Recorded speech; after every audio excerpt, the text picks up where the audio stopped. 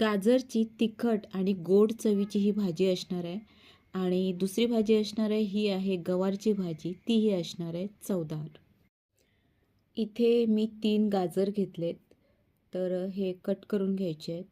आता हे सोलून घेते कारण की ही जी गाजरची भाजी आहे ना मला काल बनवायची होती. तर मला ते काय जमलं नाही. मग मी हे गाजर बाहेरच ठेवले. ते थोडे बाहेरून काळे पडले, काळपट झाले म्हणून ते वरून मी आता हे सालं काढते. नाहीतर सालं काढायची काही गरज नाही आहे. असंच घ्यायचं. तर आणि हे छोटे छोटे असे तुकडे करून घ्यायचे त्याचे. फोडणीसाठी कढईत थोडंसं तेल घेते. त्याच्यामध्ये मोहरी, हिंग घालायचं. फोडणी तडतडली की आपण जे बारीक करून घेतलेले गाजर आहेत ते थोडे फ्राय करून घ्यायचे. झाकण ठेवायचं आणि थोडा वेळ हे गाजर शिजवून घ्यायचे. झाकण उचलायचं. त्यानंतर पुन्हा हे करायचं. थोडेसे गाजर ते कडक असणार. आपण आता मसाले घालतो आहे. हे गरम मसाला घालते, लाल मसाला, हळद, हे शेंगदाण्याचं कूट आहे 1 चमचाभर, मीठ घालते. ह्याच्यामध्ये जे काय थोडंफार गाजर शिजायचं आहे ते शिजून जाईल. पुन्हा झाकण ठेवायचं. आता भाजी शिजली आहे. ह्याच्यावरती हे मी चण्याचं भाजून घेतलेलं चण्याचं पीठ घालते. ते थोडा वेळ फक्त ते मिक्स करून घ्यायचं. गॅस बंद करायचा आणि भाजी आपली मस्त होते. खमंग चवीची. त्याचबरोबर गाजरमध्ये एक गोडवा असतो, तो गोडपणा जाणवतो. मसाल्यांमुळे तिखटपणा येतो, त्यामुळे मस्त भाजी लागते.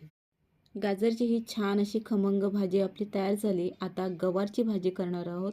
तीही असणार आहे चवदार. गवार इथे घेतली.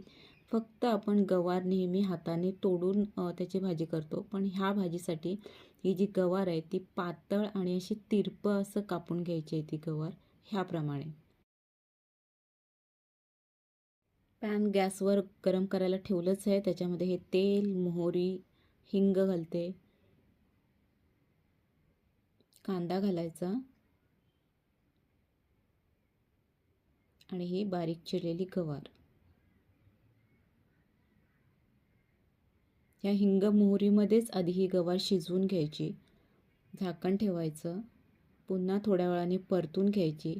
कधी कधी काय होते, गवार आपण तेलाचा वापर कमी करतो, त्यामुळे गवार थोडी खाली लागली असेल तर थोडं वरूनच पाणी शिंपडायचं.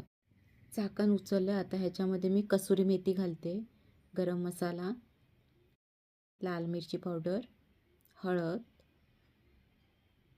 आणि हे किसलेलं ओलं खोबरं.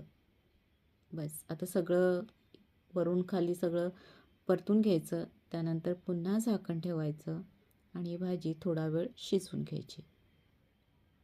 ही छान चवीची चवदार अशी भाजी तयार होते, जी भाताबरोबर खायला पण छान लागते, चपातीबरोबर खायला तर उत्तमच लागते. मस्त अशी ही चवदार भाजी तयार आहे. 2 भाज्या तयार झाल्यात. अशा ह्या साध्या सोप्या भाज्यांच्या रेसिपीज येत राहतील, पाहत राहा.